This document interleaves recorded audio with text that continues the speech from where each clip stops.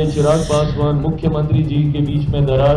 लोजपा जदयू, और इन बातों को सहज स्वीकार करना भी आसान हो जाता है क्योंकि मेरा इतिहास भी ऐसा ही रहा है। राजद अपने पुराने स्वरूप में अहंकार में आ गया था। उस वक्त मैं बार बार ये कह रहा था कि ये अहंकार ही इनके पतन का कारण बनेगा। राष्ट्रीय जनता दल की अगर मैं बात करूं तो ये तो 2005 से 2010 से समाप्त है। ये पार्टी 2020 आते आते तक जिस तरीके से एनडीए में बिखरा हुआ,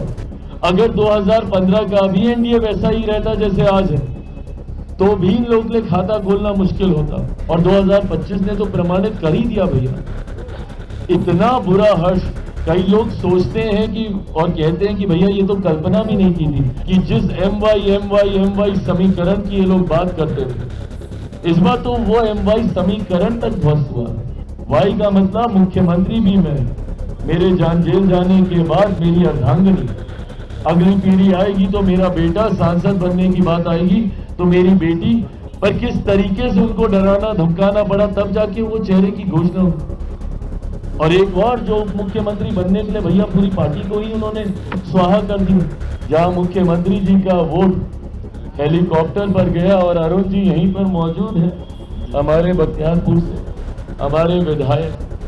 तो वहीं दूसरी तरफ हमारा वोट भी तीर छाप हो गया है। सर्वप्रथम इस प्रेस वार्ता में उपस्थित होने के लिए मैं मीडिया से जुड़े हुए मेरे तमाम पत्रकार साथी भाइयों का मैं स्वागत करता हूं। क्षमा चाहूंगा कि एक दो बार आज प्रेस वार्ता का ये समय बदला गया। कुछ ऐसे कार्यक्रम जुड़े जो पूर्व निर्धारित नहीं थे।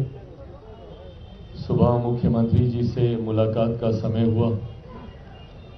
लोक जनशक्ति पार्टी रामविलास का प्रतिनिधि मंडल मुख्यमंत्री जी से मुलाकात कर उनको विधिवत तौर पर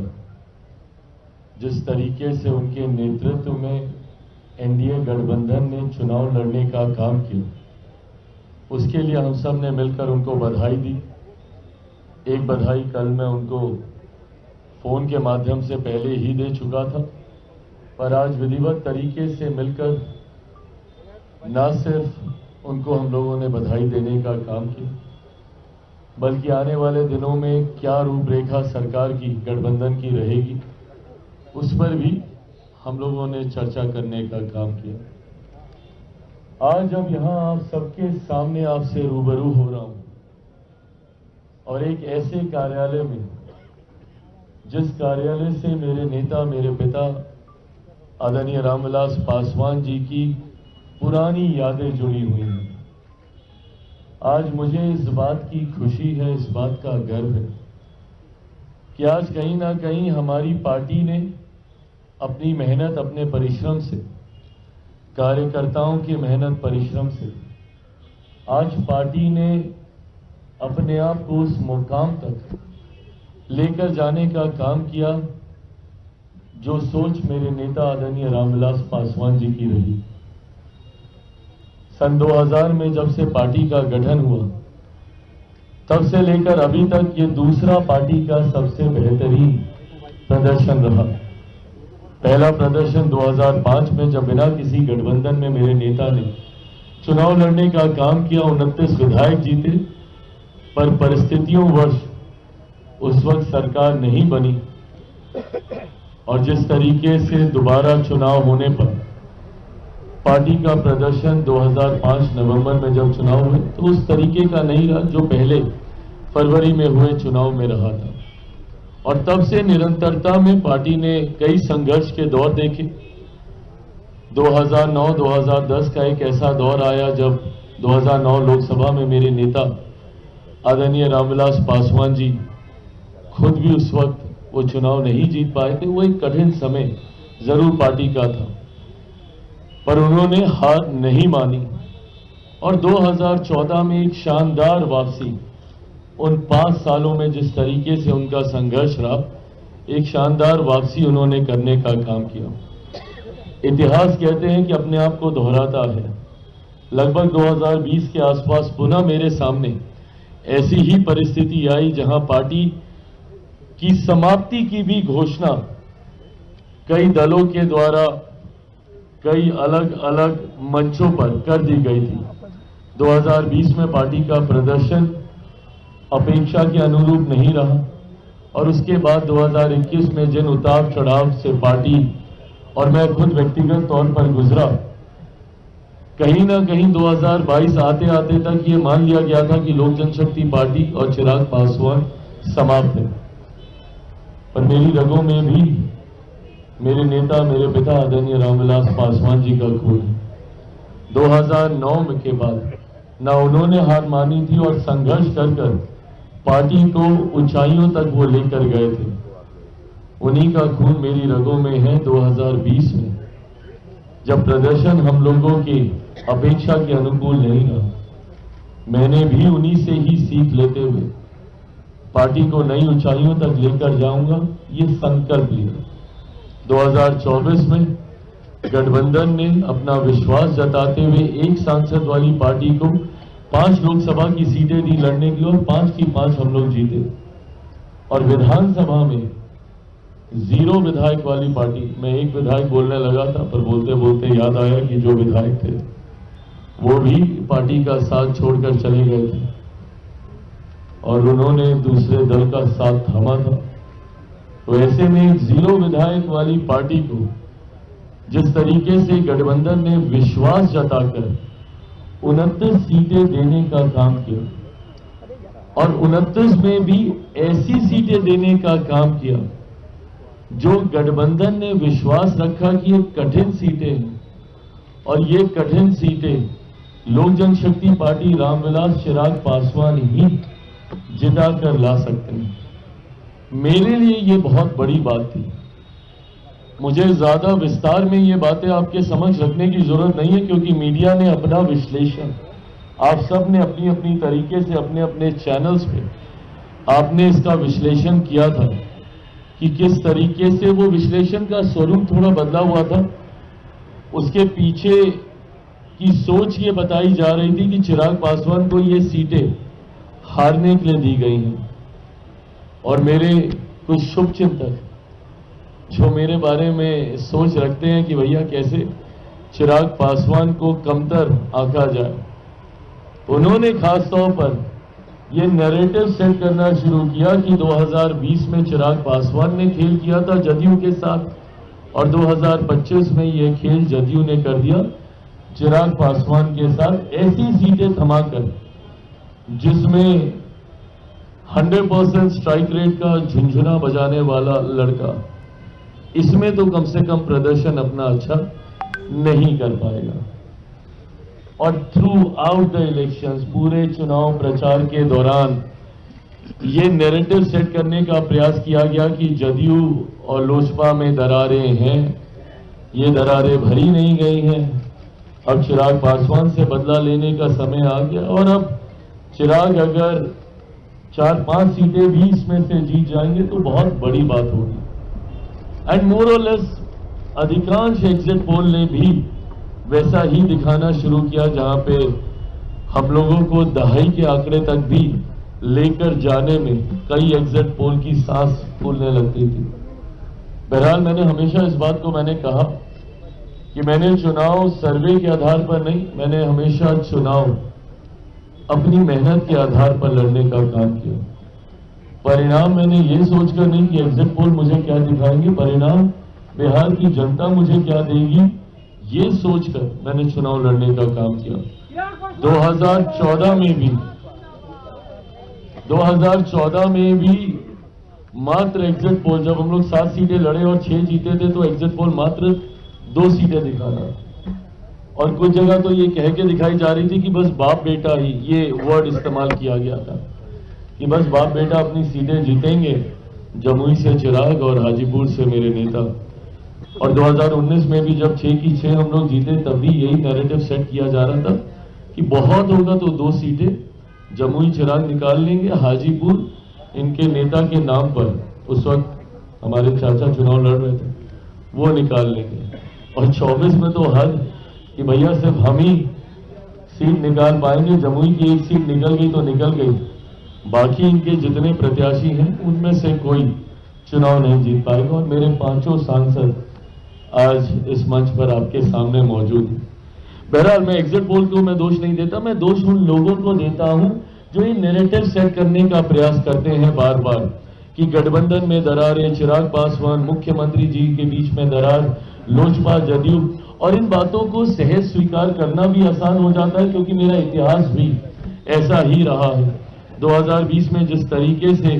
हमारी भूमिका रही तो उस भूमिका के साथ जोड़ते हुए इन परिस्थितियों को जोड़ना आसान हो जाता था और इसीलिए 24 के लोकसभा में भी यही परसेप्शन बनाया गया और यही परसेप्शन 2025 विधानसभा में भी बनाया गया। पर मुझे खुशी है आज कि जिस तरीके से तमाम बातों को ध्वस्त करते हुए एनडीए का प्रदर्शन रहा और जिस तरीके से विपक्ष के तमाम नेताओं की बातें, उनका भ्रम फैलाना, उनका फॉल्स नैरेटिव सेट करना सिर्फ बातें बनकर रह गया। और जो बातें मैंने निरंतरता में कही थी, राजनीति का विद्यार्थी हूं, बीइंग स्टूडेंट ऑफ पॉलिटिक्स, मैं भी अध्ययन करता हूं, पढ़ता रहता हूं, निरंतरता में सेफोलॉजिस्ट नहीं हूं, बट आंकड़ों को पढ़ता हूं, आंकड़ों पे काम करता हूं और इसीलिए मेरा विश्वास हर बार गहराता है कि भैया इतना तो हम जीतेंगे ही जीतेंगे। और वो विश्वास जो मैं आप लोगों से संवाद के दौरान भी रखता हूं वो आता ही इन बातों को लेकर है क्योंकि मैंने उन आंकड़ों पे काम किया होता है। मैंने बार बार 2020 से इस बात को कहा जब ये बात कही जा रही थी कि भैया राजद इतनी बड़ी पार्टी, राजद इतनी बड़ी पार्टी, उस वक्त के नेता प्रतिपक्ष, अब आज की तारीख में कौन होंगे कैसे होंगे नहीं पता, बट उस वक्त के नेता प्रतिपक्ष कि भैया वो एकदम मुख्यमंत्री बनने के समीप थे, बन ही गए थे, शपथ होने वाली थी। मैंने तब भी ये कहा था कि बिहार की जनता ने कभी भी उनको चुनने के लिए वोट नहीं दिया। 2020 में बहुत सहजता से ये बात मेरे साथ जोड़ दी जाती थी और कह दी जाती थी कि चिराग पासवान की वजह से जनता दल यूनाइटेड को नुकसान हुआ। अगर जनता दल यूनाइटेड को नुकसान हुआ तो इसका लाभ किसको मिला? उसका लाभ सीधा सीधा राजद को मिला था। राजद को भी उस वक्त बड़ी पार्टी चुनने का जनादेश नहीं था क्योंकि उस वक्त एक डिवाइडेड एनडीए था। इसका लाभ परिस्थितिवश राजद को मिल गया था। बट उन आंकड़ों को देखकर, इतने विधायकों को देखकर जिस तरीके से राजद अपने पुराने स्वरूप में, अहंकार में आ गया था, उस वक्त मैं बार बार ये कह रहा था कि ये अहंकार ही इनके पतन का कारण बनेगा क्योंकि ये कभी समझ ही नहीं पाए कि एक बटे हुए एनडीए का लाभ आपको मिला है, जनता ने आपको नहीं स्वीकारा है और आज वही चीज प्रमाणित हुई है। यही परिणाम 2020 में आते और जनता दल और राष्ट्रीय जनता दल की अगर मैं बात करूं तो ये तो 2005 से 2010 से समाप्त है ये पार्टी। 2010 में जिस तरीके से एनडीए को प्रचंड बहुमत, एक ऐतिहासिक बहुमत मिला था, उसी वक्त राजद को अस्वीकार कर दिया गया था और ये अस्वीकार 2005 में भी हो गया था। तो एक बार जो 90 के जंगल राज के बाद, उन 15 सालों के शासन के बाद जनता ने राजद को अस्वीकार करने का काम किया। बिहार की जनता ने कभी उन्हें दोबारा स्वीकार नहीं किया। अब उसके बाद से परिस्थितियां बनती गई।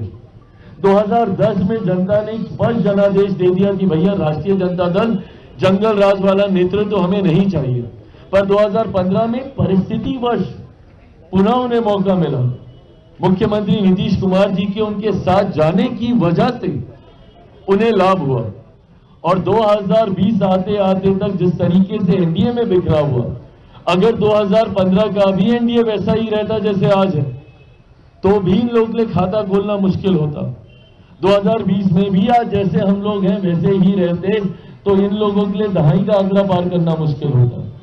और 2025 ने तो प्रमाणित कर ही दिया भैया। इतना बुरा हर्ष, कई लोग सोचते हैं कि और कहते हैं कि भैया ये तो कल्पना भी नहीं की थी। बिल्कुल कल्पना की थी, मैंने कल्पना की थी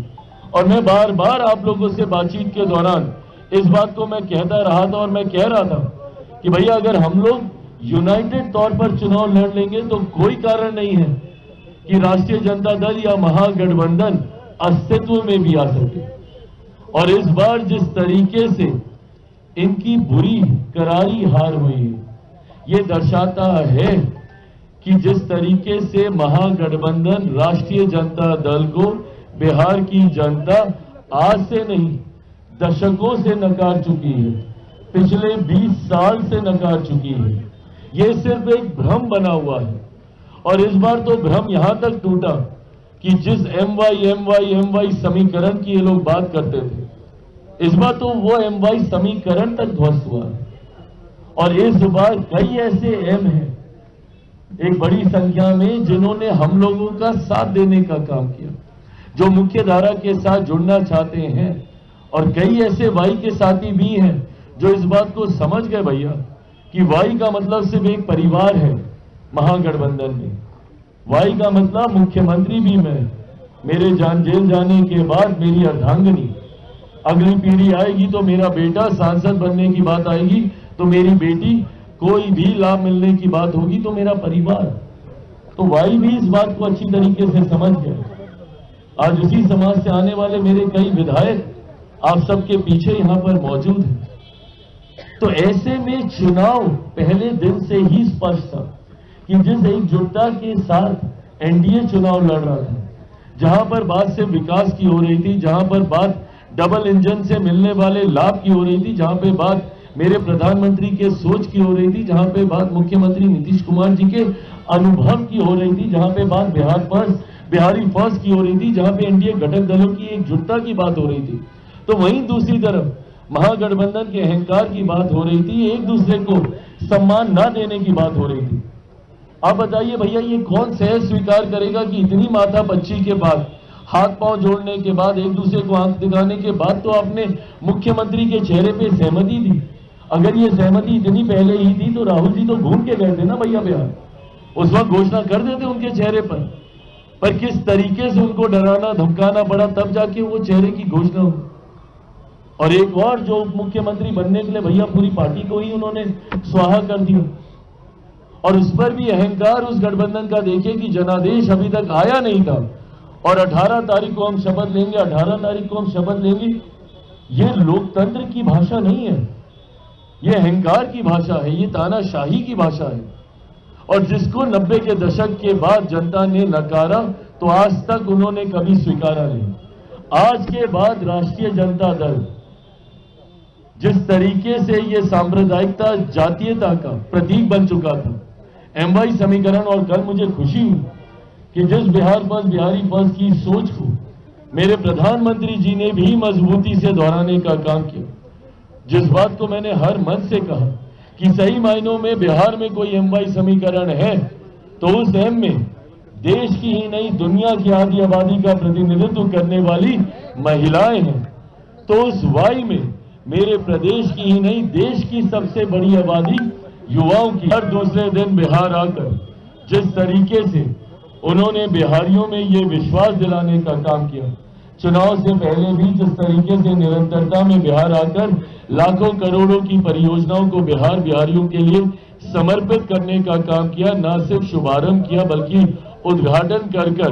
बिहारियों को उन योजनाओं को समर्पित करने का काम किया। इन चीजों ने विश्वास बढ़ाया बिहारियों के मन में। और जिस तरीके से मुख्यमंत्री नीतीश कुमार जी ने इस पूरे चुनाव कैंपेन को लीड करने का काम किया, कल मैंने फोन के माध्यम से तो उनको बधाई दिया, आज व्यक्तिगत मुलाकात में भी मैंने मुख्यमंत्री जी को बधाई देने का काम किया। जिस तरीके से उनके ऊपर व्यक्तिगत आरोप लगाए गए,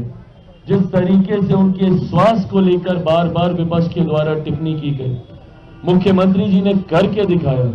कि आप जितना उनके ऊपर प्रहार कीजिएगा वो उतने ही मजबूत होकर बाहर निकलेंगे। ना सिर्फ उन्होंने चुनाव कैंपेन को लीड किया बल्कि विपरीत परिस्थितियों में जब बिहार के दूसरे तथाकथित युवा नेता कमरे में बैठे हुए थे, क्योंकि मौसम खराब है, तो फोन पे भाषण दे रहे थे, उस वक्त मेरे मुख्यमंत्री गाड़ी से जाकर वो प्रचार कर रहे थे। जितनी सभाएं उन्होंने की, उन्होंने करके दिखाया कि भैया उनके अंदर आज भी वो क्षमता है, और इन्हीं बातों पर विश्वास किया। जितने फॉल्स नैरेटिव विपक्ष ने गढ़ने का काम किया,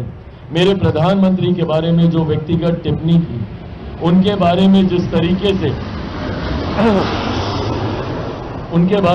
तरीके से उनकी मां को लेकर किसी भी मंच पर वोट के लिए ये नाचने लगेंगे, इन बातों को लेकर, कभी चौकीदार चोर है तो आज वोट चोरी की बात कहकर जितने व्यक्तिगत प्रहार उनके ऊपर हुए, उतना ज्यादा हमारा गठबंधन मजबूत हो। बिहार बिहारी मर्यादाओं के लिए जाने जाते हैं, अपनी सभ्यता के लिए जाने जाते हैं। ऐसी असभ्य भाषा कभी भी बिहारियों ने स्वीकार नहीं की है। ऐसे में एक बार फिर से इस असभ्यता को नकारने का काम किया गया है बिहार की जनता के द्वारा। मैं बिहार की जनता का धन्यवाद करते हुए मेरे प्रधानमंत्री का धन्यवाद करता हूं। कल फोन पर भी उनसे बातचीत हुई। उनको जहां मैंने धन्यवाद दिया उनके परिश्रम के लिए, उनके द्वारा जिस तरीके से लोक जनशक्ति पार्टी रामविलास हमारी भूमिका को सराहने का काम किया गया और जिस तरीके से उन्होंने कहा कि हमारी एकजुटता ही इस परिणाम का कारण है, उनके ये शब्द मेरे लिए, मेरे तमाम नेताओं के लिए, मेरे तमाम विधायकों का मनोबल बढ़ाते हैं। आज जिस तरीके से सुबह केंद्रीय गृह मंत्री अमित शाह जी का फोन आया और उनकी जो एक अहम सक्रिय भूमिका बिहार विधानसभा चुनाव के दौरान रही, उन्होंने जिस तरीके से लोक जनशक्ति पार्टी रामविलास की भूमिका को सराहने का काम किया, मैं, मेरी पार्टी उनका भी धन्यवाद करती है। जिस तरीके से भारतीय जनता पार्टी के राष्ट्रीय अध्यक्ष जेपी नड्डा साहब जी, उनकी सक्रिय भूमिका रही। विभिन्न राज्यों से आए हुए भारतीय जनता पार्टी के मुख्यमंत्री, उनकी भूमिका रही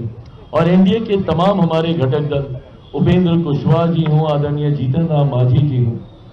हम लोगों के बीच भी दरार दिखाने के बहुत प्रयास किए गए। पर जिस सहजता से एक दूसरे की सीट पर जाकर हम लोगों ने प्रचार करके एक दूसरे के विधायकों को जिताने का काम किया, आज जब मुख्यमंत्री जी से मुलाकात हुई तो जिस मुस्कुराहट के साथ वो बता रहे थे कि ये देखिए हम वोट डालकर आए हैं और हेलीकॉप्टर छाप पर हम वोट डालकर आए हैं, ये दिखाता है इस एकजुटता को। जहां मुख्यमंत्री जी का वोट हेलीकॉप्टर पर गया और अरुण जी यहीं पर मौजूद हैं हमारे बख्तियारपुर से, हमारे विधायक, तो वहीं दूसरी तरफ हमारा वोट भी तीर छाप हो गया है। अलौली विधानसभा जहां से गठबंधन से जनता दल यूनाइटेड से तीर छाप पर सदा साहब चुनाव वहां से लड़ रहे थे अलौली विधानसभा में, तो रामचंद्र सदा साहब वहां से चुनाव लड़ रहे थे। ये दर्शाता है कि किस एकजुटता के साथ, और अगर ये नहीं होती तो ये परिणाम नहीं होते। इन बातों को आज मैं दोहरा इसीलिए रहा हूं क्योंकि थ्रू आउट हम लोगों के बीच में, मेरे मांझी जी को लेकर, अरे लोकसभा में मैं उनके साथ बैठता हूं, उनसे संवाद करता हूं, उम्र में बड़े हैं, आदरणीय हैं, अनुभवी हैं, उनसे सीखता हूं। उपेंद्र जी को लेकर कि भैया महुआ की सीट को लेकर, ये महुआ के हमारे जॉइंट किलर यहाँ पे मौजूद है भैया संजय सिंह जी, ये वहां से जिस तरीके से इनकी जीत सुनिश्चित थी और जिस तरीके से विवाद को दर्शाने का काम किया गया, आज गठबंधन ने एकजुटता के साथ चुनाव लड़ने का काम किया। मैं यहाँ पर मौजूद मेरे तमाम योद्धाओं को, जिन्होंने मजबूती से चुनाव लड़ने का काम किया, और ये सामान्य बात नहीं थी जो मीडिया में ये चल रहा था, आंकड़े वो भी सही थे। लगभग 19 में से 16 सीटें हम लोगों की ऐसी थी जो सिटिंग सीट नहीं थी, और उन 16 सीटों में से भी कई सीटें ऐसी थी जिसको हम लोग लंबे समय से